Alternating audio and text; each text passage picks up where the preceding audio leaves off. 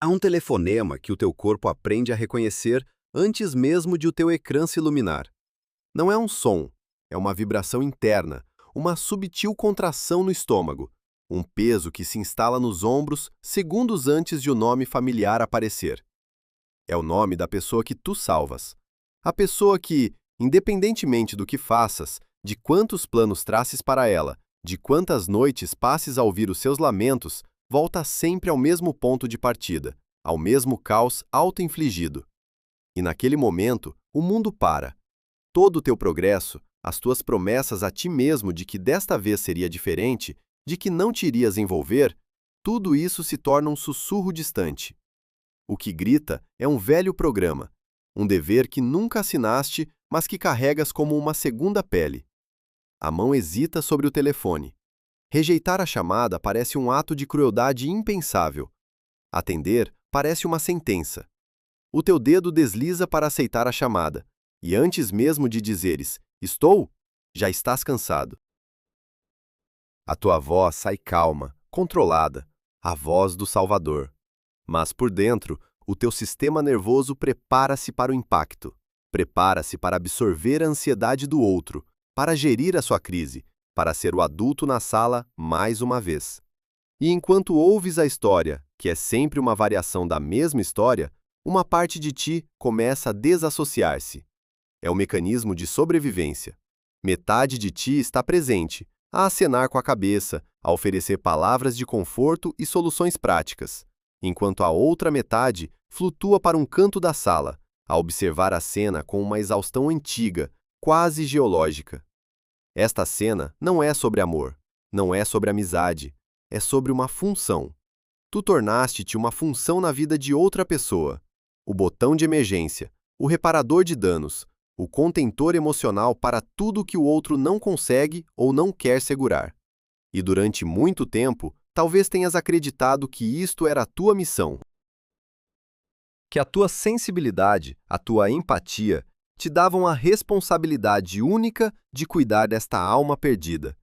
Talvez até tenha sentido um brilho de orgulho no teu papel. Só eu o entendo. Se eu não o ajudar, quem o fará? Ele precisa de mim. Estas frases tornaram-se o teu mantra, a justificação para o sacrifício contínuo da tua própria paz. Mas algo está a mudar. O cansaço já não é apenas cansaço, é uma dor física. É uma névoa cerebral que te acompanha durante dias após cada sessão de salvamento. É uma irritabilidade que borbulha sob a superfície da tua paciência. O teu corpo, o teu fiel e honesto corpo, está a começar a rejeitar o veneno. Está a dizer-te, através de enxaquecas, de insônias, de uma ansiedade que não tem nome, que o preço de ser o Salvador se tornou demasiado alto. O preço é a tua própria vida. Parar de salvar quem não quer mudar não começa com uma declaração dramática. Não começa com uma porta batida ou um ultimato. Começa num lugar muito mais silencioso.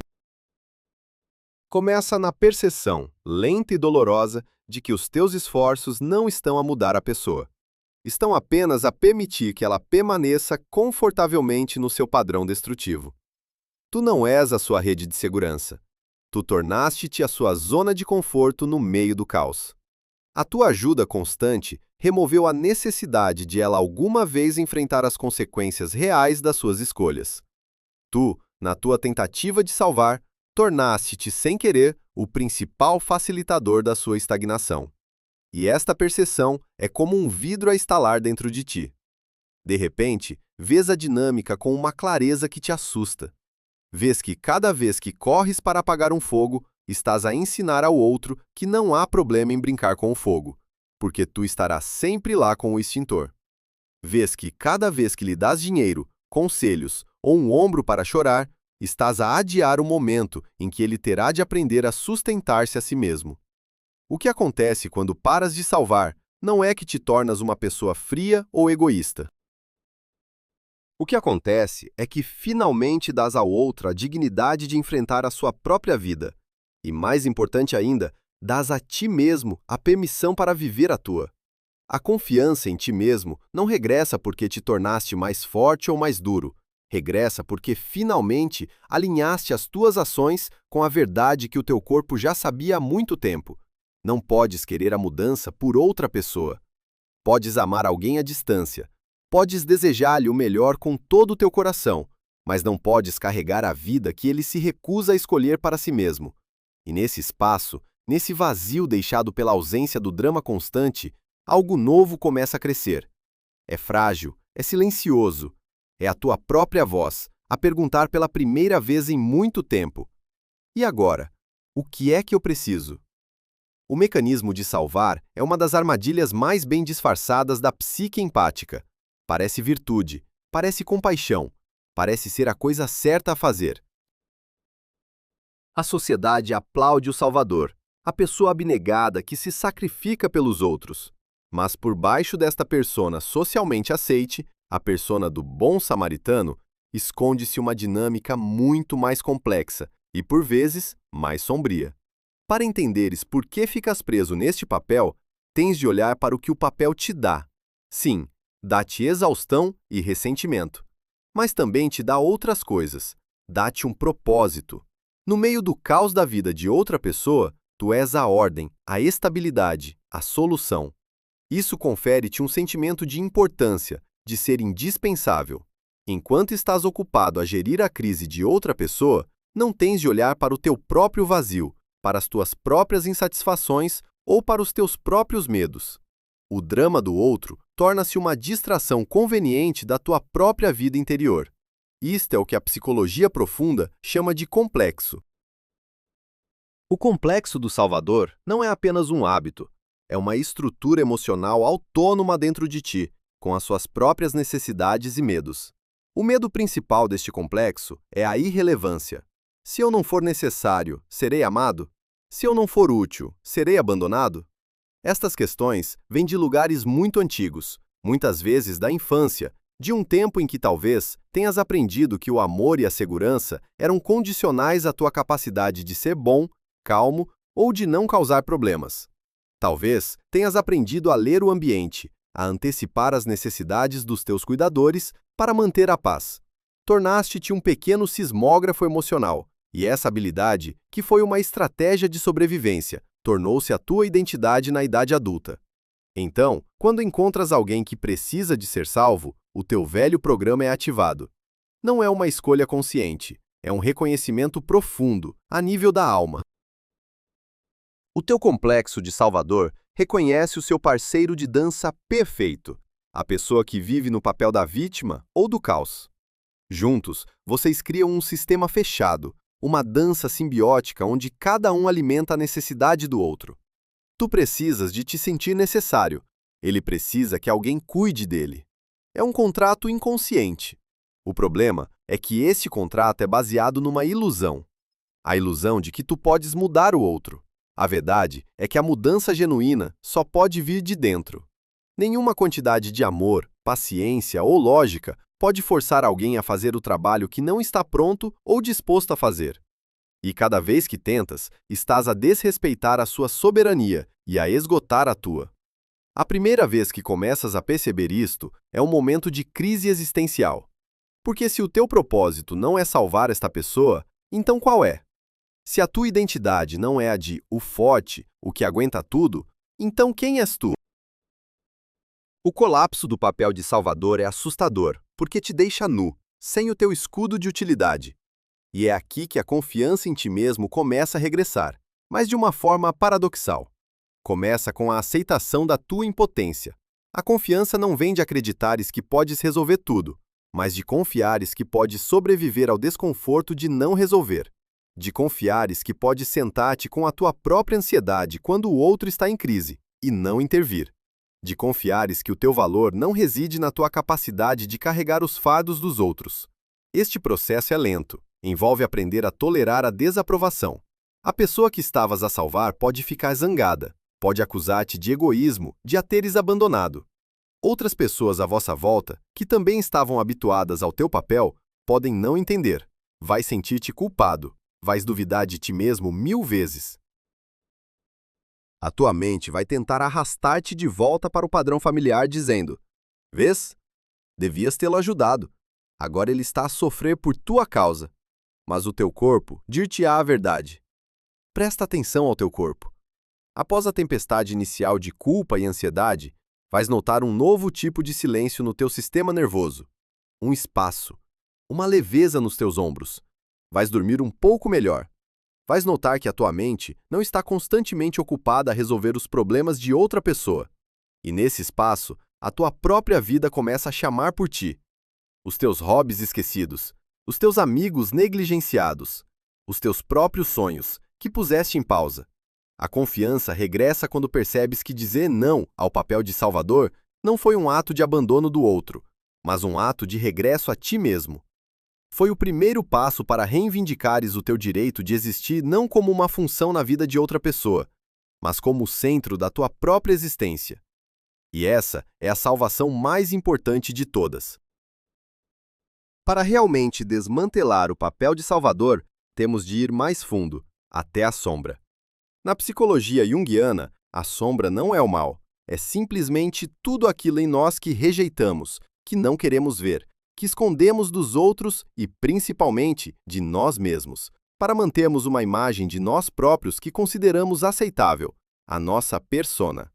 A persona do empata salvador é luminosa, é compassivo, generoso, paciente, forte. É uma bela máscara. Mas toda a luz projeta uma sombra. E a sombra do Salvador contém verdades desconfortáveis, que, uma vez trazidas à luz, são a chave para a tua libertação. O que está escondido na sombra do Salvador? Primeiro, há uma necessidade profunda de controlo. Salvar alguém é uma forma sutil de controlar uma situação que te assusta. Se consegues gerir o caos do outro, se consegues antecipar e prevenir as suas crises, sentes uma ilusão de controlo sobre a desordem. A imprevisibilidade da vida de alguém que faz escolhas autodestrutivas é profundamente desestabilizadora para o teu sistema nervoso. Ao assumires o controlo, ao microgerires a vida dele, estás, na verdade, a tentar acalmar a tua própria ansiedade. Não é pura abnegação, é também autoproteção. Admitir isto é doloroso, porque destrói a imagem de que o fazes apenas por ele. Em segundo lugar, na sombra vive um medo abissal da tua própria insignificância e do vazio.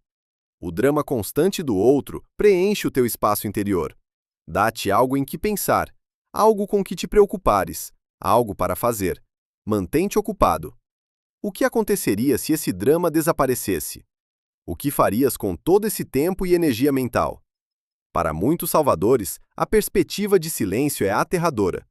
O silêncio obriga-te a confrontar a tua própria vida, as tuas próprias dores, a tua própria solidão. Ser o Salvador é uma forma de evitar o encontro contigo mesmo. A vida do outro é um ruído de fundo que abafa as tuas próprias questões existenciais.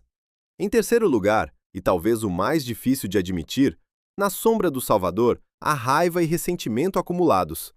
Cada vez que dizes sim quando queres dizer não, uma pequena gota de ressentimento é depositada numa reserva interna. Cada promessa quebrada, cada crise repetida, cada vez que o teu esforço é ignorado ou dado como garantido, essa reserva enche-se um pouco mais. Mas tu não te permites sentir essa raiva. A raiva não faz parte da persona do bom empata. Então, ela é reprimida. E a raiva reprimida não desaparece, transforma-se. Transforma-se em exaustão crônica, em depressão, em doenças psicossomáticas, ou sai de formas passivo-agressivas, um suspiro pesado, um silêncio cortante, um comentário sarcástico disfarçado de preocupação. Finalmente, na parte mais escura da sombra, pode haver uma forma de superioridade moral. Ao seres o responsável e o funcional na dinâmica, crias uma hierarquia subtil. Tu és o que está bem, ele é o que está quebrado. Isto pode alimentar o teu ego de uma forma muito discreta. Dá-te uma identidade de sobrevivente ou de santo, alguém que consegue aguentar o que mais ninguém aguentaria. Renunciar ao papel de salvador significa também renunciar a esta posição de superioridade. Significa aceitar que és apenas um ser humano, não melhor nem pior, apenas diferente. Significa olhar para o outro não de cima para baixo, mas ao mesmo nível, como um igual que tem o direito de fazer as suas próprias escolhas, por mais desastrosas que te pareçam. O trabalho com a sombra é o verdadeiro ponto de viragem. É o momento em que paras de olhar para fora, para o que o outro está a fazer de errado, e começas a olhar para dentro, para o que te mantém preso na dança. É um trabalho de honestidade radical. Começa por permitir-te sentir a raiva. Não precisas de atuar sobre ela. Apenas reconhece-a. Dá-lhe um nome. Sinto raiva porque o meu tempo não é respeitado. Sinto raiva porque me sinto esgotado e invisível. A raiva é apenas informação. É um sinal de que um limite foi violado. Durante anos, ignoraste este sinal. Agora, começa a ouvi-lo. Depois, confronta o teu medo do vazio. Pergunta a ti mesmo: quem sou eu sem este problema para resolver? O que é que eu realmente quero para a minha vida? Senta-te com o desconforto do silêncio. No início, pode parecer solidão, mas com o tempo, essa solidão pode transformar-se em solitude, um espaço rico e criativo, onde podes finalmente ouvir-te a ti mesmo. Aceita a tua necessidade de controle. Vê-a não como um defeito, mas como uma estratégia que já não te serve. A verdadeira força não está em controlar os outros, mas em dominar as tuas próprias reações. Quando integras a tua sombra, o papel de salvador começa a perder o seu poder sobre ti. Já não precisas dele para te sentires importante, para preencher o teu vazio ou para te sentires moralmente superior. Podes começar a interagir com a outra pessoa a partir de um lugar de autenticidade, não de obrigação. Podes sentir compaixão pela sua dor sem a tornares tua. Podes amá-la sem que o teu amor seja sinônimo de autoanulação. A confiança em ti mesmo regressa quando fazes as pazes com a tua própria complexidade.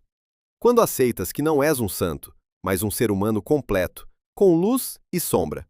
E é a partir dessa totalidade que podes finalmente pôr os limites que são necessários, não como um castigo para o outro, mas como um ato de profunda lealdade à tua própria alma.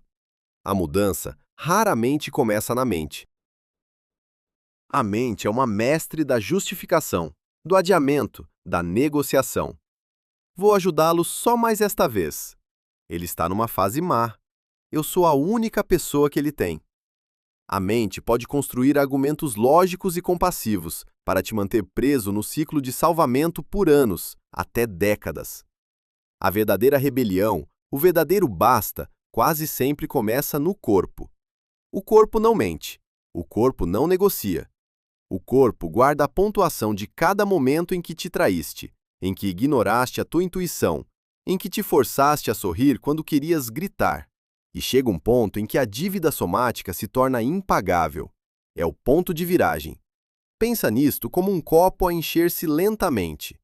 Cada chamada à meio da noite, cada drama financeiro que te pedem para resolver, cada explosão emocional que tens de acalmar é uma gota de água nesse copo. Durante muito tempo, o nível da água sobe sem que te apercebas. Mas um dia, uma única gota, talvez um pedido trivial, uma pequena exigência, um suspiro de autocomiseração do outro lado da linha, faz o copo transbordar. E o transbordar não é uma decisão, é um colapso. É o teu sistema nervoso a dizer, chega, da única forma que sabe. Pode manifestar-se como um ataque de pânico avassalador, antes de atenderes o telefone. Pode ser uma enxaqueca tão incapacitante que te força a ficar num quarto escuro, incapaz de responder a mensagens. Pode ser uma exaustão tão profunda que a simples ideia de formular uma frase de conselho te parece um esforço hercúleo. O corpo simplesmente desliga-se, recusa-se a cooperar.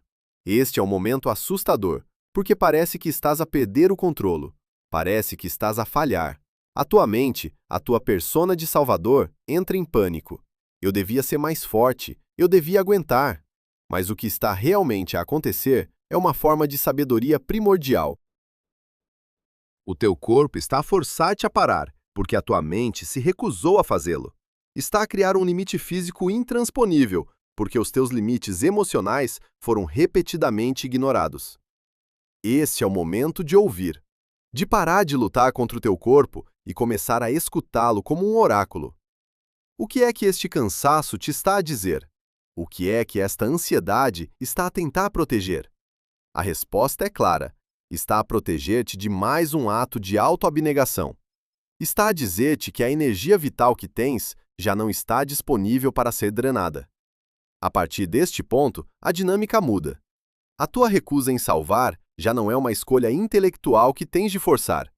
Torna-se uma necessidade biológica. Tentar voltar ao velho padrão é como tentar correr uma maratona com uma perna partida. Simplesmente não consegues. Isto leva-nos a um episódio universalmente humano, que acontece neste caminho. O primeiro não que não é negociável, e a tempestade que se segue.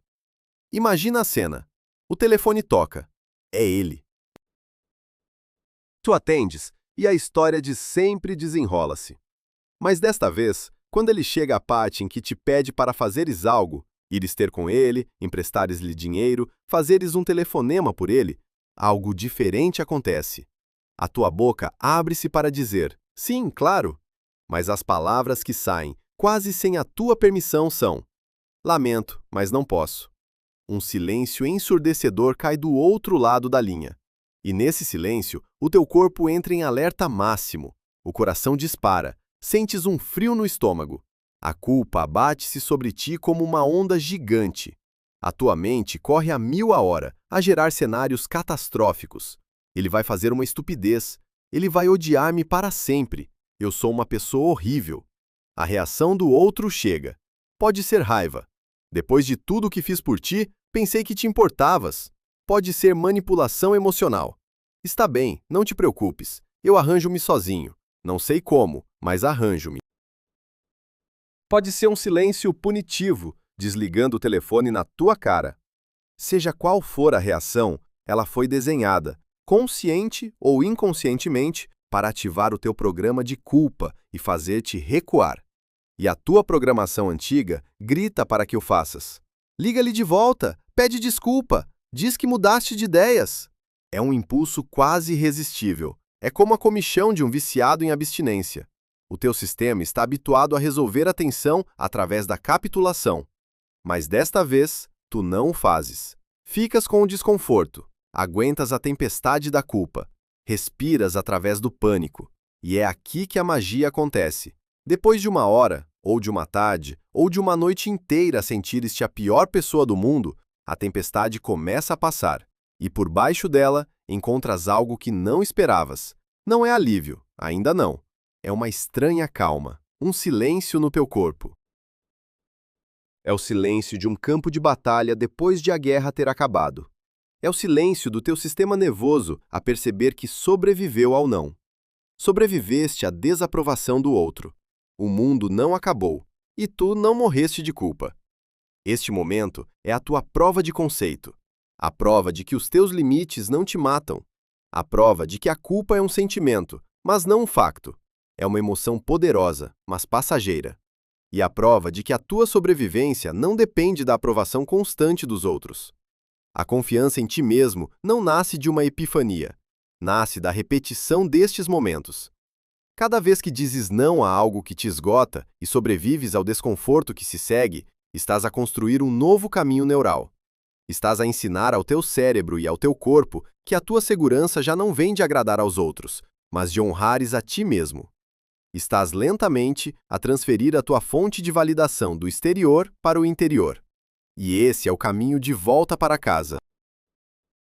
Depois de passares pela prova de fogo do primeiro não e de sobreviveres à ressaca de culpa, entras numa nova fase, uma fase de quietude instável. O drama diminuiu, o telefone toca menos, há mais espaço na tua cabeça e nos teus dias. Mas este espaço, no início, não se sente como liberdade, sente-se como vazio. O teu sistema nervoso, habituado a um estado constante de alerta e de resolução de crises, não sabe o que fazer com a calma. A ausência de caos pode ser interpretada pelo teu cérebro como um sinal de perigo. Está tudo demasiado quieto. Algo de terrível vai acontecer. É nesta fase de vulnerabilidade, quando estás a aprender a tolerar a paz, que o sistema antigo fará a sua tentativa mais forte de te puxar de volta. É a prova externa tardia. Não é um teste que tu escolhes, é um teste que a vida te apresenta, para ver se a tua mudança é real ou apenas temporária. Imagina este cenário.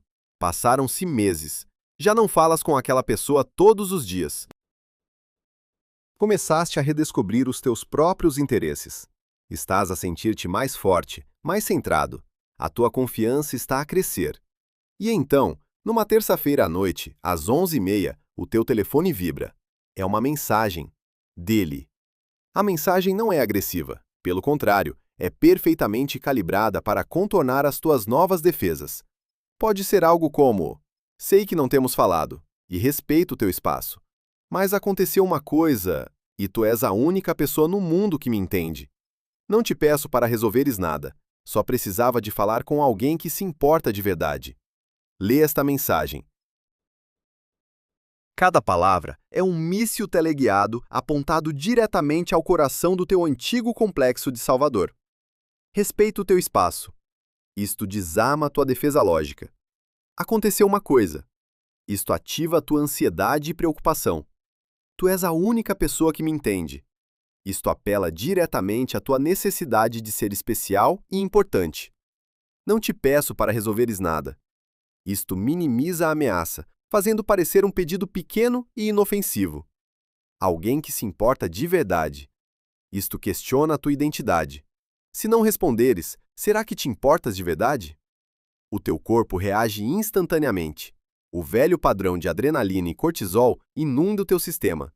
O coração acelera, a respiração fica suspensa, a tua mente começa a girar. O impulso de responder é avassalador.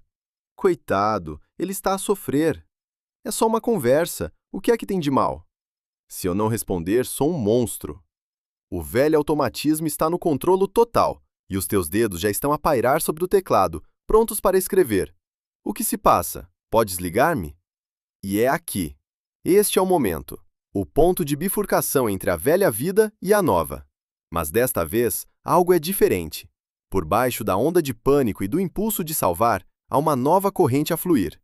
É uma memória. Não uma memória mental, mas uma memória corporal. O teu corpo lembra-se da exaustão. Lembra-se das noites sem dormir. Lembra-se do peso no peito. Lembra-se do custo. E essa memória corporal cria uma fração de segundo de pausa. Nessa pausa, tu respiras. Uma respiração consciente. E nessa respiração, consegues criar uma pequena distância entre o estímulo, a mensagem e a tua reação automática. Nessa distância, uma nova escolha torna-se possível.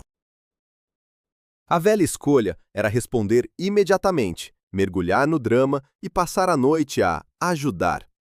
A nova escolha não é necessariamente ignorar. A frieza e o silêncio punitivo são apenas o outro lado da mesma moeda de controlo. A nova escolha vem de um lugar de clareza e de compaixão adulta. Podes esperar. Não tens de responder às 11h30 da noite. Uma crise para outra pessoa não constitui uma emergência para ti. Podes esperar até de manhã, quando a tua mente estiver mais clara e o teu sistema nervoso mais calmo. E quando responderes, a tua resposta será diferente. Não será um convite para o drama. Não será um sim disfarçado. Será uma resposta que mantém o teu limite intacto, mas que não é cruel. Talvez escrevas: lamento saber que estás a passar por um momento difícil. Espero que encontres a força para o ultrapassar, a pensar em ti. Vamos analisar esta resposta. Ela faz 3 coisas cruciais. Primeiro, valida o sentimento do outro. Lamento saber que estás a passar por um momento difícil. Isto mostra que a tua empatia não desapareceu. Segundo, devolve a responsabilidade e expressa confiança na capacidade do outro. Espero que encontres a força para o ultrapassar. Isto não é condescendente. É um ato de respeito pela sua autonomia, mesmo que ele não a veja. Terceiro, oferece apoio emocional à distância, sem te envolveres na ação. A pensar em ti. Esta resposta não abre a porta para uma longa conversa.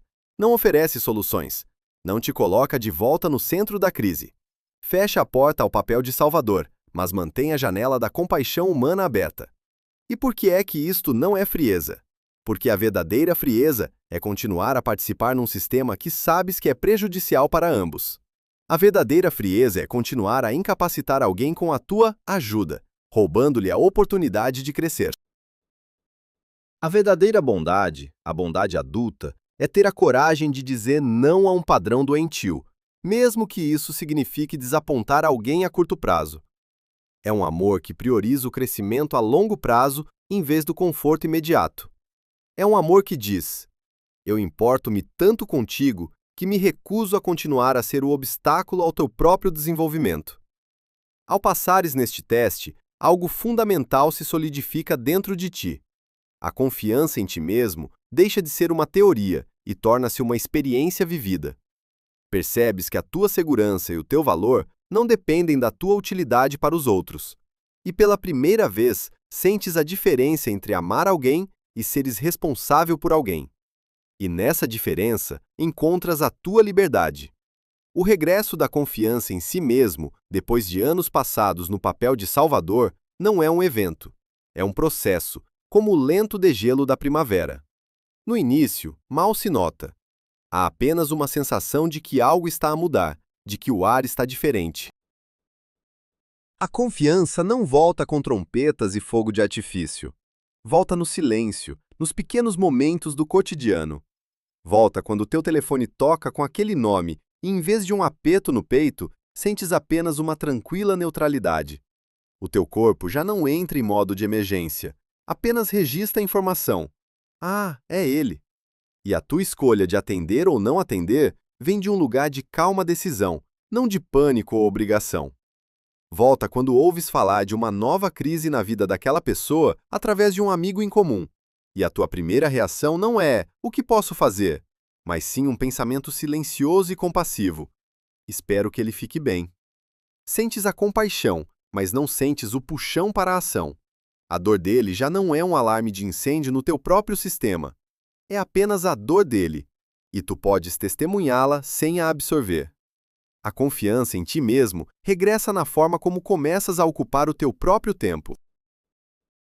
Lembras-te de como os teus fins de semana estavam sempre em suspenso, à espera da próxima chamada, do próximo drama? Agora, fazes planos. Inscreves-te naquele curso de cerâmica que querias fazer há anos. Combinas um café com um amigo com quem não falavas há muito tempo. E quando estás lá, estás realmente lá. A tua mente não está a meio caminho, a ensaiar conversas futuras ou a preocupar-se com os problemas de outra pessoa. Estás presente no sabor do teu café, na conversa com o teu amigo, na sensação do barro nas tuas mãos. Reivindicaste a tua própria presença. Regressa na forma como o teu corpo se sente. A tensão crônica nos teus ombros começa a dissipar-se. Dormes noites inteiras sem acordar com o coração a bater descontroladamente. A tua digestão melhora. A névoa cerebral dissipa-se. É o teu sistema nervoso a recalibrar-se para um novo normal, a paz. E aprendes a confiar nessa paz. Aprendes que a ausência de drama não é um presságio de desastre, mas o estado natural de um sistema saudável. Um dos sinais mais profundos do regresso da confiança é quando recuperas a fé na tua própria percepção. Durante o tempo em que estiveste na dinâmica do salvamento, a tua realidade era constantemente negociada. Não estás a exagerar? Estás a ser demasiado sensível. Não foi bem assim que aconteceu. Foste treinado para duvidar do que vias e sentias. Agora, essa dúvida começa a desvanecer-se. Quando sentes que algo não está certo numa situação, confias nesse sentimento. Quando te lembras de um evento de uma certa maneira, confias na tua memória. Deixas de precisar de validação externa para a tua experiência interna. A tua percepção torna-se a tua âncora. O teu "eu sinto" ou "eu lembro-me" torna-se suficiente. Não precisa de ser provado num tribunal de opinião alheia. A confiança regressa também na tua capacidade de lidar com a culpa. A culpa não desaparece para sempre. Ela pode aparecer de vez em quando, como um fantasma familiar, especialmente quando estabeleces um novo limite. Mas a tua relação com ela muda. Já não a vês como um veredito sobre o teu caráter. Vê-la como o que ela é, um eco de uma velha programação. Podes observá-la, sentir o seu desconforto e deixá-la passar, sem que ela dite as tuas ações.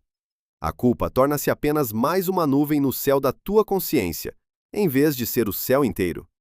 E, finalmente, a confiança em ti mesmo solidifica-se quando te apercebes de quem te tornaste. Não te tornaste a pessoa fria e egoísta que temias. Pelo contrário, A tua empatia tornou-se mais pura, mais eficaz, porque já não está misturada com a necessidade de controlar, com o medo do abandono ou com o ressentimento. Podes oferecer uma compaixão limpa, que não pede nada em troca. A tua capacidade de amar aprofundou-se, porque agora amas a partir de um lugar de plenitude, não de necessidade. Percebes que parar de salvar quem não quer mudar foi o ato mais amoroso que poderias ter feito. Por ti, porque te permitiu recuperar a tua vida, e por ele, porque ele devolveu a única coisa que lhe pode permitir crescer, a responsabilidade pela sua própria jornada. Ao olhares para trás, para a pessoa exausta e ansiosa que eras, sentes uma imensa tenura. Não a julgas, agradeces-lhe. Agradeces-lhe por ter aguentado tanto tempo, por ter feito o melhor que sabia com as ferramentas que tinha. E percebes que cada passo daquele caminho doloroso foi necessário para te trazer aqui, a esse lugar de quietude, de clareza e de uma força que não vem de carregar o mundo às costas, mas de estares firmemente plantado no teu próprio centro.